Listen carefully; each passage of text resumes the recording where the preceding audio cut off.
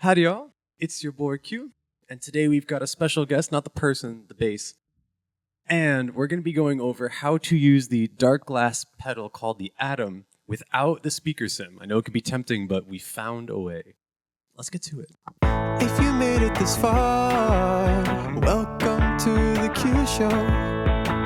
Gonna learn a thing, it's probably in the title. All right, so let's take a minute to welcome our guest, Javi JBallista. How y'all doing? They're doing well.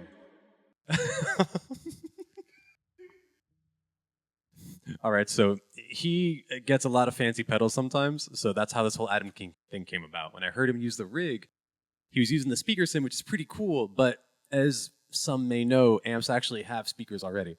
So what can actually happen is it can scoop the mids a little too much so, and it can sound nice like when you're jamming by yourself, which is cool, but in a band context, sometimes you'll lose presence in the mix because you've attacked the mids at so many points with the pedal and the actual speaker itself. We're going to go over a little bit on how to make that sound musical, because as I kind of chased this, I noticed that it sounds pretty squirrely when you take it off immediately, so I can see that being super discouraging to like pretty much anybody, like I imagine. So I think this video might be helpful because there's a million videos showing how cool it sounds. I want to show you how to use it in like a different way. All right, so when we started the bass, we started today. We had our clean tone here. We got to this tone. By the end, we kind of arrived here, which in this particular project is a little more desirable because in Character Witness, Javi's bass tone basically is taking a rhythm guitar role in a lot of ways. So a traditional bass tone that maybe would blend with a detuned guitar, for example, is not quite enough presence. And I feel like this type of tone can have a lot of usability. So we're going to be going into that a little bit today. From this tone, the speaker sim is super tempting. When you turn it off, it gets like kind of shrill and definitely borderline unmusical in some instances. But that's not to say we can't work on it. So let's mess with this. Turning off the speaker sim. First thing you want to do, probably, is work on those highs a little. But now we're kind of neutering the tone a little bit.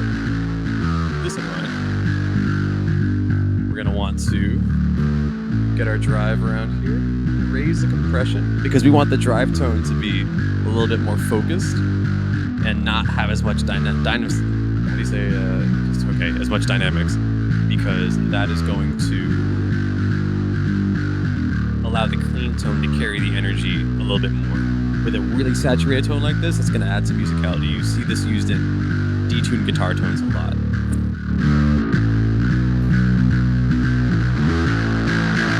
So now, our pure distorted tone is this, which is a little, it's gnarly, but definitely not this.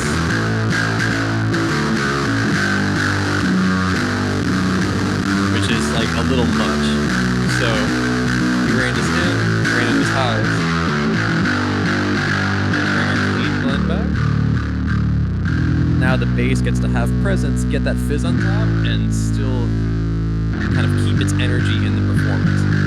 Especially for the playing style that Javi's adopting in this project. Now, you'll hear this is pretty similar, a little less highs. But this is more or less how we got here. So the thing to take home from this, more or less, is just pay attention to this TQ situation for reining in those highs. Pay attention to the saturation on the distortion you decide to go with, because if this is a little bit more compressed and a little less saturated, you'll get a slightly more dynamic distortion. Also, maybe consider leaning a little more into clean blend. Your mileage on this is going to depend on the bass you're using and the amp you're using, of course. But I would recommend tuning your bass's clean tone as a very strong consideration as you build this distortion tone.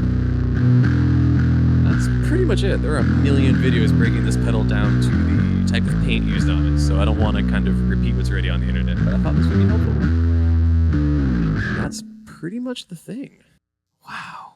All right, and there we have it. But before the ending sequence starts rolling, I would like to have an opportunity to plug anything that he wants, since he was kind enough to come on the show, lend me his gear, and let us create this cool little thingy here.